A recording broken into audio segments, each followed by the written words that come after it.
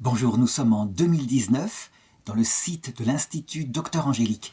Nous sommes dans une série de vidéos qui permettent d'introduire une matière particulière qu'on appelle l'exégèse historico-critique et je dirais aussi l'exégèse sainte de l'écriture. Je rappelle que l'Institut Docteur Angélique est un institut privé de philosophie, de théologie sur Internet et qu'il vit aussi de vos dons. Donc n'hésitez pas à compléter le Tipeee. Votre aide est extrêmement précieuse.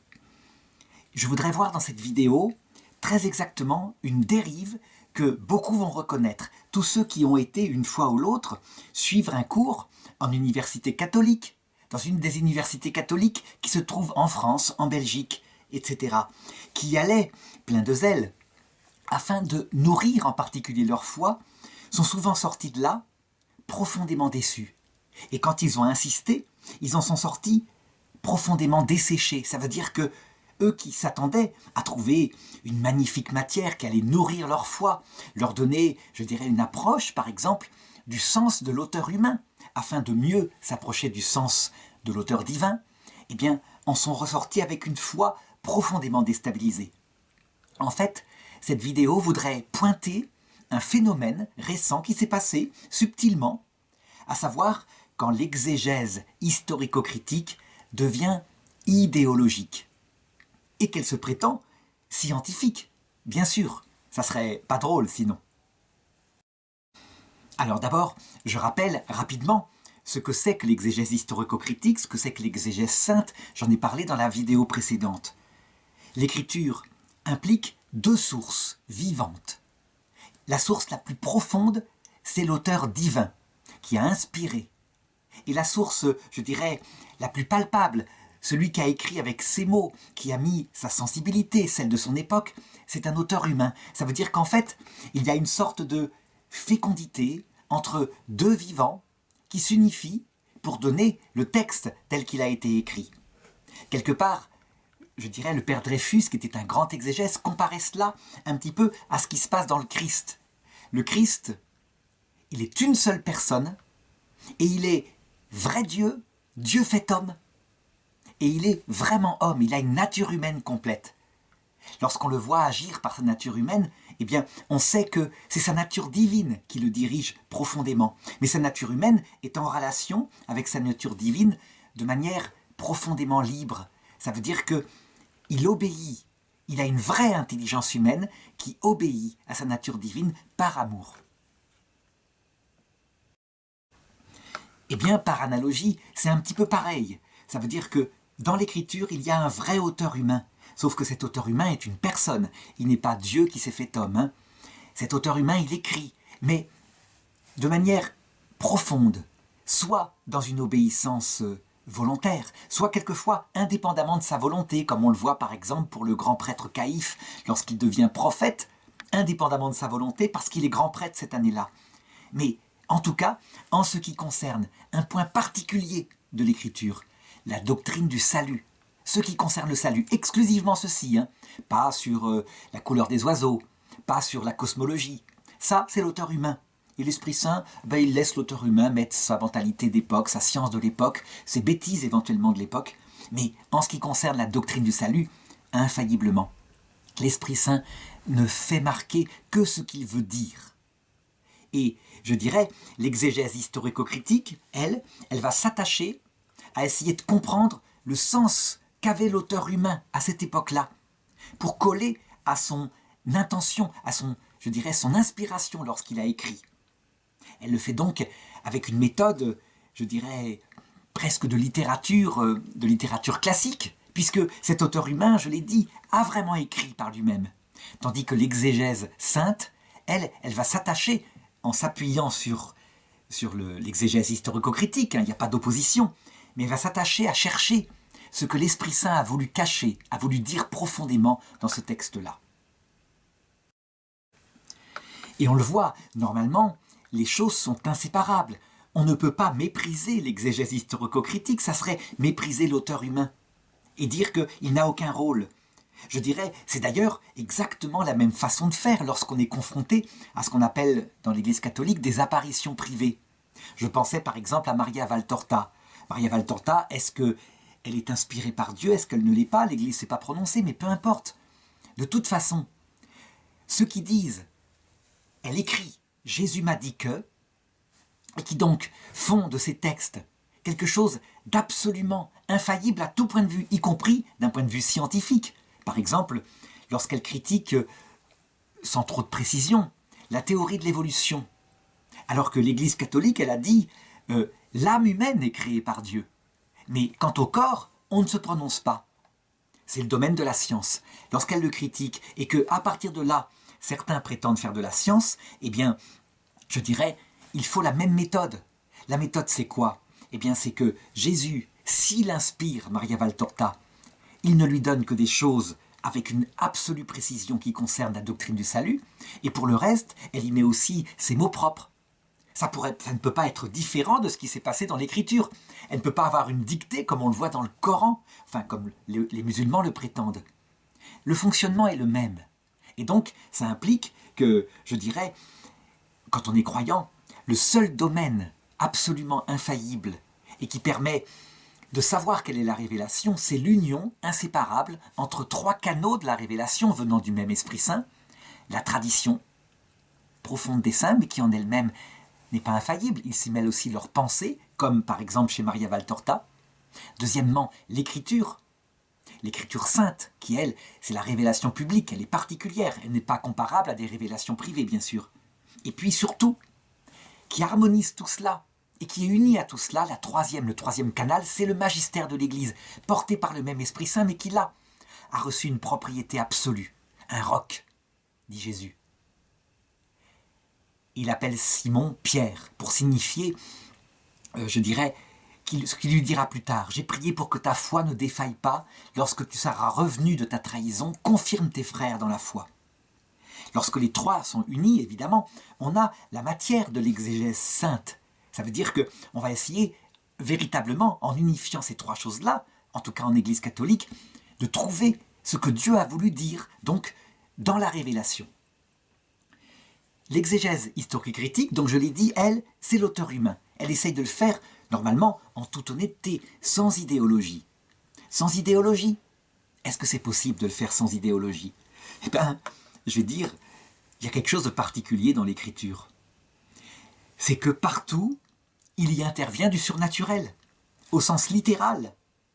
Est-ce que ça veut dire que les auteurs sont des primitifs, complètement, je dirais, pris par leur superstition, et qui croient en du surnaturel alors qu'il n'y en a pas? Ou est-ce que ça veut dire qu'il y a vraiment du surnaturel? Eh bien, je dirais que, dans tous les cas, quelle que soit l'option qu'on prend, on a un présupposé. Un présupposé, je dirais, presque de conviction. Conviction matérialiste, quand on dit « le surnaturel n'existe pas », tout ça c'est l'imagination de l'auteur, ou présupposé idéologique de foi, lorsqu'on dit « non, le surnaturel existe dedans ». Donc, un exégète doit avoir un sens critique sur lui-même, pas sur le texte d'abord, mais sur lui-même. Ça veut dire qu'il doit être capable de dire quel est mon présupposé dans l'exégèse que je fais de ce texte particulier qui s'appelle la Bible. En ce qui concerne l'exégèse sainte, il n'y a pas de problème. Je dirais, tous les croyants qui interprètent l'Écriture à la lumière de la présence de l'Esprit Saint savent très bien que leur foi est un présupposé. Ils le reconnaissent. Je crois qu'il n'y a pas de doute là-dessus. Le problème maintenant, c'est quand on tombe sur la recherche du sens de l'auteur humain et que, se prétendant scientifique, des exégètes prennent comme présupposé que rien de surnaturel n'existe dedans. Et donc, ils cherchent ce qui est le sens littéral, soit en disant « c'est du pur imaginaire quand il y en a », soit en disant « il n'y en a pas eu du tout, c'est de l'invention ». On a le droit de faire une exégèse matérialiste et éventuellement athée. On a le droit. Le problème, là où rentre la vraie idéologie, c'est quand on prétend que cette exégèse-là est scientifique et que l'autre, elle est superstitieuse, elle est liée à des, je dirais, des présupposés archaïques éventuellement de l'Église catholique. Non, il faut le reconnaître. il y a forcément dans l'exégèse de la Bible une idéologie sous-jacente. Et je voudrais montrer par quelques exemples maintenant comment ça se concrétise. Je voudrais prendre en premier lieu l'exemple, je dirais, de ce qui s'est passé dans le livre de l'Exode, à savoir l'histoire des plaies d'Égypte.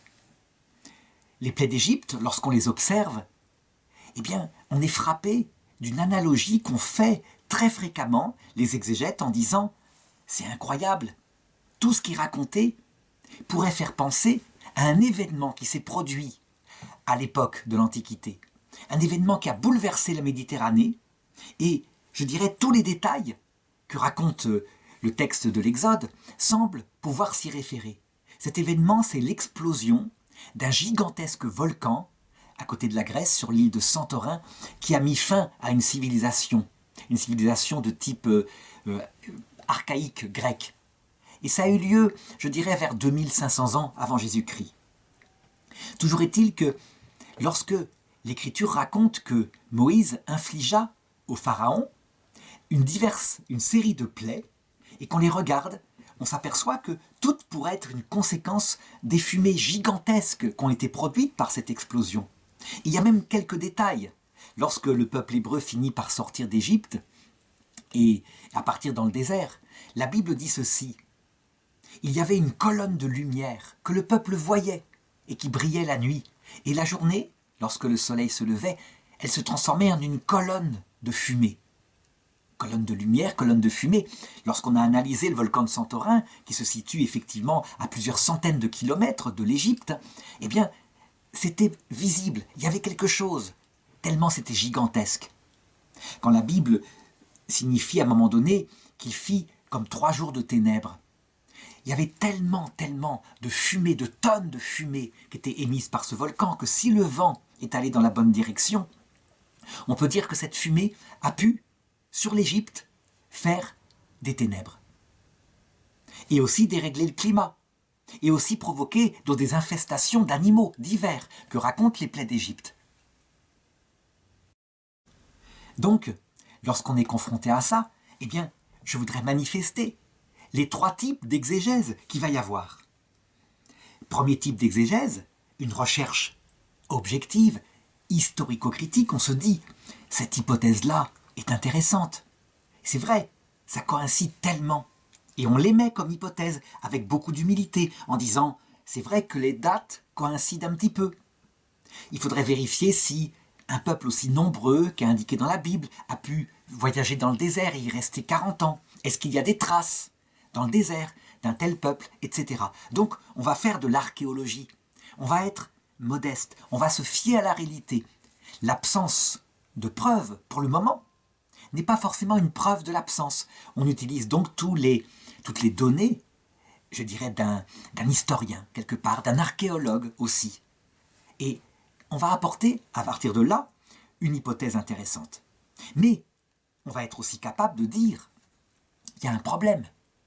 Le problème, c'est, premièrement, la coïncidence de ces événements avec Moïse. Moïse qui se met à parler, qui frappe de son bâton. On pourra dire, ben oui, peut-être que lui, il avait une science particulière.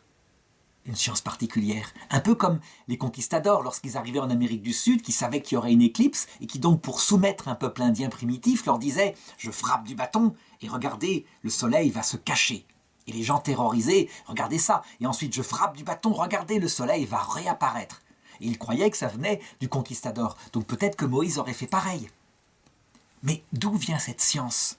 Pour quelqu'un qui sort d'Égypte, d'après le texte, qui n'a pas plus de science que les sciences de l'époque. Et surtout, ce que va faire remarquer l'exégète honnête, qui n'est pas idéologique, qui cherche le sens littéral. C'est quoi la dernière plaie d'Égypte? Cette dernière plaie d'Égypte qui voit la mort des premiers-nés de l'Égypte. Est-ce que ce texte est inventé, exagéré? Mais s'il est exagéré, alors, pourquoi est-ce que les autres plaies d'Égypte, elles, pourraient correspondre à un événement historique, l'explosion du volcan Santorin? Et on pourrait admettre même qu'il y a eu un tsunami, que lorsque le peuple hébreu a été poursuivi par les Égyptiens, qu'il a traversé la mer, qu'il s'était retiré à pied sec, que l'armée égyptienne a suivi, qu'elle a été, elle, recouverte, Ça correspondrait à ce qui a pu se passer lors de l'explosion. Pourquoi pas? Mais alors, pourquoi cette dernière plaie d'Égypte qui, là, manifestement, ne peut pas correspondre au volcan Santorin? On dirait une intention des hommes particuliers, les aînés des Égyptiens, aussi bien chez les hommes que chez les animaux, ont été tués et pas dans le peuple hébreu. Alors là, on est confronté à quoi? Eh bien, le surgissement objectif du surnaturel, mais aussi dans la coïncidence de l'explosion de Santorin, si c'est vraiment ça qui s'est passé. Mais là, pour le coup, c'est pas le volcan Santorin. Eh bien, avec un exemple comme ça, je veux manifester. Il va se passer ici l'idéologie ou pas. L'idéologie du croyant, qui le reconnaît, consiste à dire que ces coïncidences-là ne sont pas des coïncidences, que Dieu a agi par là, mais qu'il s'est servi d'événements naturels et que simplement, il les a fait coïncider avec sa volonté et Moïse a obéi. Et c'est ainsi que le peuple hébreu est sorti d'Égypte. Quant au dernier signe, c'est Dieu qui l'a provoqué par son ange, parce que Dieu existe et que son ange existe. Pourquoi pas? On a le droit d'être croyant, c'est une exégèse sainte. Après ça, il va falloir faire de la théologie, savoir pourquoi Dieu peut-il frapper des gens comme ça? Qu'est-ce qu'ils deviennent, ces gens-là? Est-ce que ces pauvres aînés du peuple égyptien qui n'y pouvaient rien ont survécu à la mort? Où est leur âme, etc. Si je suis dans une exégèse historico-critique objective, je vais me contenter humblement de présenter les hypothèses. L'hypothèse d'existence de surnaturel n'est pas du tout à exclure. Certes, les premières plaies peuvent être considérées peut-être comme des coïncidences, mais pas toutes. Et donc, pourquoi pas? Ce peuple-là n'est pas forcément plus idiot que nous. La preuve, d'ailleurs, il le manifeste, puisque au début, quand Moïse met son bâton devant Pharaon et qu'il se transforme en serpent, les sorciers d'Égypte, qui ont du bon sens, font la même chose. Ce qui veut dire qu'on ne faut pas prendre les Égyptiens pour des abrutis. Ils savent faire des tours de magie. Et ensuite, il va y avoir ce qu'on appelle l'exégèse qui se prétend scientifique et qui en fait est profondément idéologique. Elle va dire quoi? Elle va dire, oui, tout ça, ce sont des coïncidences, reconstruction d'un peuple, parce qu'il y a eu des événements, effectivement le Santorin a explosé, on ne peut pas le nier, et donc c'est mêlé des légendes, des reconstructions, des réécritures flatteuses, mais évidemment, tout l'aspect surnaturel n'existe pas. Tout ça, c'est uniquement de la reconstruction bien plus tardive. Par exemple, lors de la réécriture par des prêtres en 700 avant Jésus-Christ, lors de l'exil à Babylone. Moi, ça ne me dérange pas qu'on fasse une telle exégèse. Elle est idéologique, et la mienne, qui est croyant, est idéologique aussi. Seulement, le problème, c'est quand en université catholique, on commence à appeler ça une exégèse historico-critique de type scientifique, et qui n'est absolument pas, dit-on, idéologique. C'est simplement le réalisme. On est réaliste, il n'y a pas de surnaturel, et donc il faut expliquer ça par ce peuple primitif qui interprète des coïncidences qui peuvent se passer et qui après gonfle un peu les choses. Est-ce que, je dirais, cette interprétation-là, elle est toujours fausse? Non. Il y a des textes dans la Bible où manifestement il y a eu des exagérations de ce sens. Le problème c'est là, c'est que la Bible, c'est un texte écrit sur 2000 ans. Et donc, on y voit les mentalités des peuples primitifs, qui quelquefois partent de traditions orales, mais qui, très simplement, expriment leurs mœurs barbares, et donc leurs superstitions aussi, et la sorcellerie des tribus à côté, etc. Et puis, quelquefois, qui exagèrent des événements parce que leurs peurs les font exagérer des événements. Donc ça existe. Le problème, c'est que cette clé d'interprétation, lorsqu'elle devient permanente dans toute l'écriture, et qu'elle se prétend scientifique, alors on tombe dans ce qu'on appelle l'idéologie au sens fort. Et je voudrais montrer à quel point cette idéologisation, elle a subtilement détourné les intelligences, et que quasiment faire des études de théologie en université catholique, à un moment donné, c'était presque y détruire sa foi. On y allait pour nourrir sa foi et on y détruisait sa foi parce qu'on n'avait pas les instruments pour analyser cette subtile chose faite par des gens qui étaient professeurs attitrés d'exégèse historico-critique. Alors, là où ça paraît beaucoup plus net, et je vais prendre un exemple, Mais un exemple d'abord qui n'est pas dans la Bible, pour bien montrer le mécanisme, pour que chacun puisse le comprendre, et ensuite un exemple avec l'évangile de Jésus, où là, pour le coup, le surnaturel saute de partout. Prenons un exemple analogique pour montrer ce que c'est qu'une fausse méthode scientifique qui se prétend telle. Prenons l'analyse de ce qu'on appelle les NDE. Alors là, je l'ai dit, je sors de l'écriture pour bien montrer simplement le mécanisme qui est le même. Les NDE, ce sont des Near Death Experience, c'est-à-dire des gens qui approchent la mort et que depuis à peu près 50 ans, depuis que le docteur Moody a pu étudier le phénomène dans les années 75, eh bien, on a pu constater que ces gens témoignaient de certains événements qui se passent.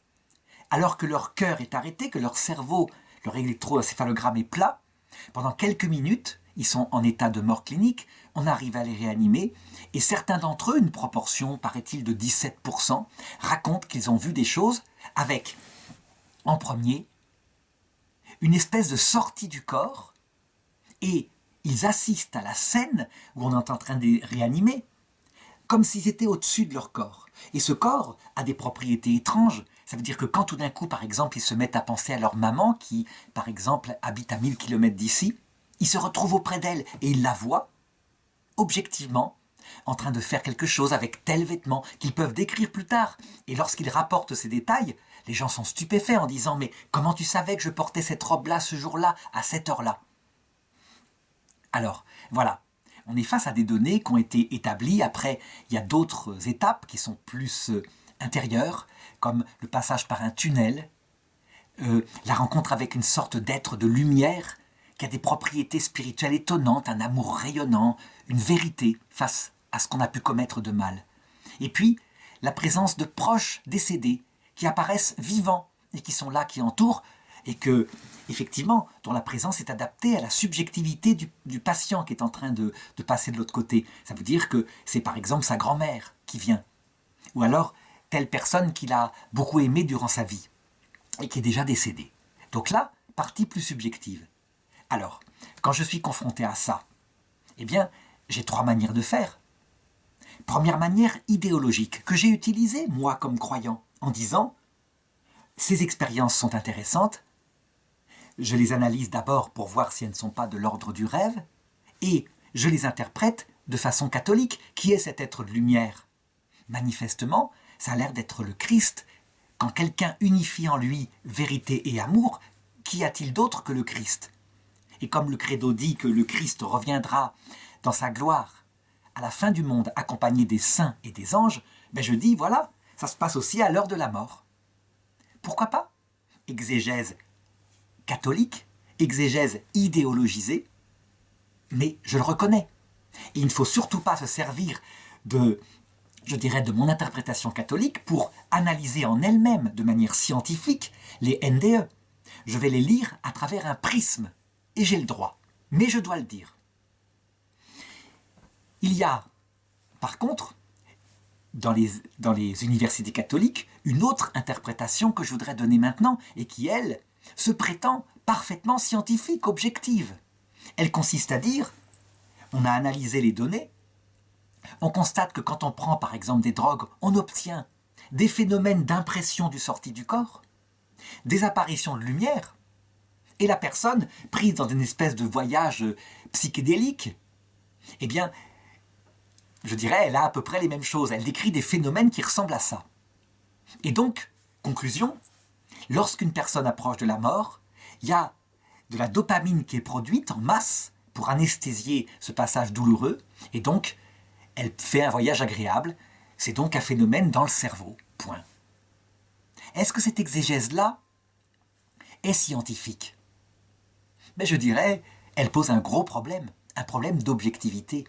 Parce que vous remarquerez qu'à chaque fois, il y a une chose que ces scientifiques se gardent bien d'aborder, à savoir l'objectivité des visions que les gens qui prétendent sortir de leur corps rapportent. Ça veut dire que subtilement, dans cette exégèse-là, on a dit, oui, ils ont eu l'impression de sortir de leur corps, un peu comme un toxico a l'impression de sortir de son corps.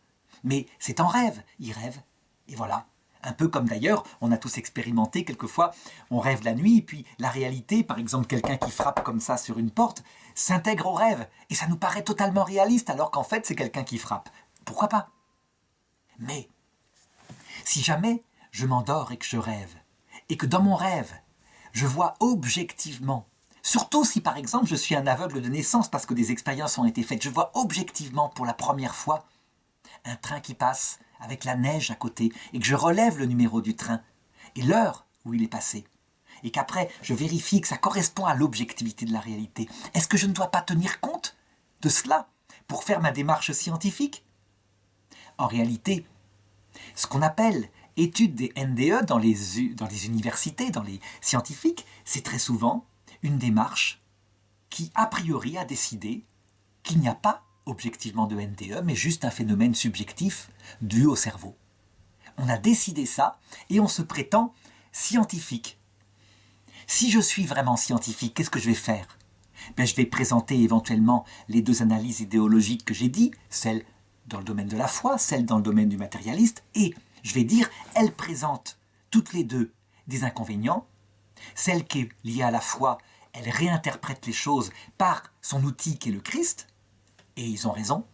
Et celle qui est matérialiste, elle n'aborde pas le fait le plus important, l'objectivité des visions qu'il faut vérifier par une méthode scientifique. Donc interroger des aveugles de naissance qui ont eu des NDE, interroger des enfants, confronter ce qu'ils ont raconté avec la réalité, des détails.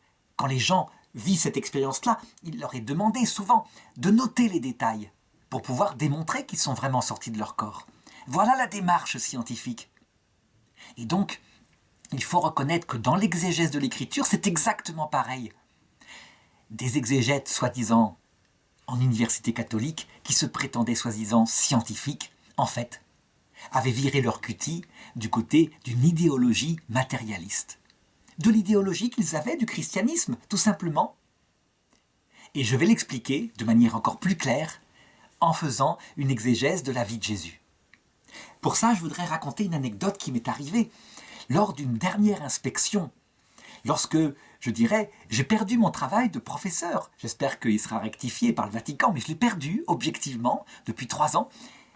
Voilà ce qui s'est passé. Une inspectrice vient, et ce jour-là, il y avait un exposé d'élèves sur les miracles de Lourdes. Et cet élève exprimait, un petit peu dans l'objectivité comme ça, donc les faits, la vérification qu'il y avait eu par des radios avant et après, c'était le cas de Jeanne Freitel dont il parlait, et puis la conclusion des scientifiques qui disaient « nous ne pouvons pas conclure à une guérison naturelle », et donc enfin la conclusion de l'Église qui avait conclu pour Jeanne Freitel à un miracle. C'est un cas particulier d'une jeune femme qui est emmenée à Lourdes dans les années 50 et dont l'intestin, qui avait été en grande partie enlevé suite à un cancer, s'était remis en place, avait repoussé instantanément.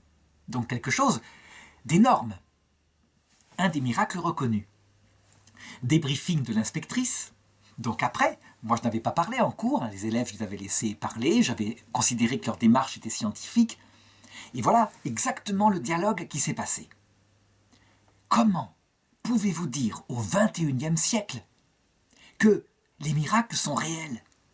Tout le monde sait que c'est symbolique. Et d'ailleurs, montrez-moi un seul miracle du Christ qui soit réel. Elle était là avec des grands yeux, elle avait l'air complètement stupéfaite, comme si, en ayant vu mon absence de critique de l'exposé des élèves, qui me paraissait très bon, ils avaient une démarche qui me paraissait scientifique, ils n'avaient pas fait ça comme croyants au départ, ils avaient regardé ce que disait la médecine, etc. Elle était stupéfaite par presque ma naïveté ou je ne sais pas quoi. Alors elle me dit, un seul miracle du Christ qui soit objectif. Et moi je lui réponds tout à fait naïvement, la résurrection du Christ. Elle est objective. En tout cas, c'est la foi des chrétiens. Si le Christ n'est pas ressuscité, vaine est notre foi. Et elle ne répond rien, elle ouvrait des grands yeux. Et elle m'a fait une inspection évidemment lamentable, où tout était faux, enfin tout était marqué comme ça. Eh bien, je crois vraiment qu'on a là l'exemple typique d'une exégèse idéologisée, mais qui se prétend scientifique. L'exégèse de cette inspectrice. Et je vais l'analyser maintenant. Lorsqu'on est confronté au Christ, dont la vie est un événement entièrement surnaturel dès la naissance, avec l'absence de père, avec l'intervention de l'ange, dont, je dirais, l'apostolat prêche non seulement un message profondément surnaturel, incroyablement. Il suffit de lire l'Évangile selon saint Jean, « Je viens du Père, je suis venu pour révéler le Père ». Donc ce n'est pas un simple humanisme, c'est quelque chose de plus qui parle d'une éternité d'où il vient, qui d'autre part appuie, je dirais, ce qu'il prêche et qui est indémontrable, par des miracles, des signes perpétuels et qui ont une importance réelle dans l'Évangile, qui, enfin, termine sa vie en disant « Je donne ma vie et j'ai le pouvoir de la reprendre », qui annonce, dit ses apôtres, avec une certaine naïveté. Ils n'y ont pas compris, ils le reconnaissent. Ils ne voulaient même pas qu'il aille à Jérusalem, qui annonce qu'il va mourir et 3 jours plus tard ressusciter, qui raconte ce qu'ils ont vu de la résurrection en reconnaissant très humblement qu'au début ils ne le reconnaissaient pas, qu'il leur a fallu du temps, que quelquefois ils l'ont reconnu lorsqu'ils brisaient le pain, comme pour l'Eucharistie. Ils ne cherchent pas à en faire plus, ils essayent d'être objectifs. Eh bien, quand on est confronté à ça, il y a 3 manières de lire ce texte. Première manière, c'est évidemment le domaine de la foi. Ça veut dire de regarder simplement ce qu'ils ont raconté et de faire une exégèse sainte en disant « c'est incroyable, mais c'est comme ça ». Cette exégèse sainte, fondée sur la foi, elle est effectivement liée à une idéologie, une conviction, la conviction d'un croyant. On a le droit de le faire, et je l'ai dit, cette exégèse sainte, elle ne va pas mépriser le sens littéral des auteurs humains, elle va même le rechercher. Ça veut dire que, comme croyant, je vais affirmer que tout ce qu'avait raconté, tout ce qui est raconté là, est réel, que le Christ est Dieu fait homme, etc. Donc ça, c'est le domaine de la foi. Mais je vais me confronter à ce que les apôtres ont voulu écrire pour essayer de voir quelle était leur démarche. Par exemple, je vais être obligé de reconnaître que, comme le disait la tradition, saint Jean était un des apôtres, qu'il a beaucoup vieilli, qu'il a médité pendant toute sa vie, et que c'est le fruit de sa méditation aussi qui est là. Il a trié certains passages de l'Évangile en y mettant sa profonde compréhension. On le voit bien, c'est l'Évangile le plus théologique, le plus subtil, l'Évangile selon saint Jean. On va être obligé de constater aussi que saint Luc fait un travail de témoignage, avec des détails qui parfois ne correspondent pas à saint Marc, qui montrent bien qu'on est dans une démarche d'enquête, finalement, avec des erreurs possibles. Donc il y a eu un vrai enquêteur humain, qui s'est servi de documents, en particulier, saint Marc lui a servi de base, parce qu'il le recopie presque textuellement. Dans cette exégèse, qui essaye de tendre à l'objectivité comme elle le peut, on va remarquer, effectivement, je dirais, que ces gens-là ne semblent pas en rajouter, que ces gens-là, parfois, reconnaissent qu'ils n'étaient pas présents, qu'ils ont fait une enquête, mais les détails qu'ils apportent et qui pourraient décrédibiliser leur récit, comme par exemple ceux qui disent que le corps de Jésus fut caché par ses disciples. Ils le rapportent très simplement. Évidemment, ils sont croyants, donc ils disent que c'est un mensonge, que de fait, il leur est apparu. N'empêche qu'ils le racontent. Eh bien, comme exégète, on va se placer à leur époque en se disant ça a dû être effectivement l'hypothèse que les gens qui n'étaient pas bêtes de l'époque ont dû émettre pour se passer de la résurrection, en tout cas ceux qui étaient ennemis de Jésus. L'épisode de Thomas qui refuse de croire parce qu'il a du bon sens, s'il ne met pas ses doigts dans le côté, parce que tout simplement, même s'il n'a pas assisté à la crucifixion, il sait bien que c'est vrai. Tout le monde l'a raconté, on ne parle que de ça à Jérusalem. Eh bien, ce texte-là, on va le noter comme étant réaliste, et on va l'analyser. À quoi va arriver l'exégèse historico-critique sérieux? Il va en arriver à la chose suivante. Il y a eu, à cette époque-là, quelque chose qui s'est passé, comme par exemple ce tremblement de terre, quelque chose qui a bouleversé le peuple juif qui était présent à Jérusalem pour cette Pâque. Est-ce que le corps de Jésus a été caché, comme le disaient certains? Est-ce qu'il y a eu vraiment la résurrection? On n'en a pas de preuve, mais ce qui est certain, c'est que ça a suffisamment bouleversé les témoins de cette époque-là pour qu'ils se mettent à prêcher dans Jérusalem, alors que, juste avant, ils avaient tellement peur qu'ils s'étaient cachés pendant toute la passion du Christ. On ne va pas nier aussi quelque chose qui nous paraît contradictoire. Comment quelqu'un comme Judas, qui a assisté à tous les miracles de Jésus qu'il a fait tout au long de sa vie, a pu en même temps le trahir. C'est tout de même quelque chose d'incroyable.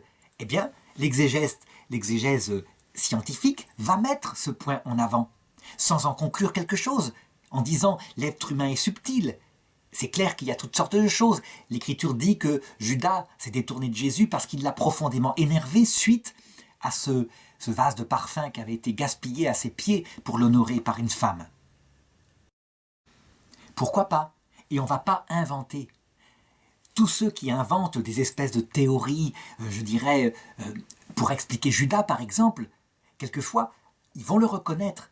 Ce sont des pures imaginations. Quand on a le texte ici, on voit que en Judas, ce qui est considéré par ceux qui ont été témoins, c'est qu'il y a eu un phénomène d'énervement et un phénomène lié à son amour de l'argent en même temps. C'est une analyse qui peut très bien se tenir. Profondément, humainement, on l'a vu pendant la Seconde Guerre mondiale, il y a eu des gens qui ont livré leurs copains pour avoir, un petit peu d'argent de la part des Allemands. Ça a pu arriver.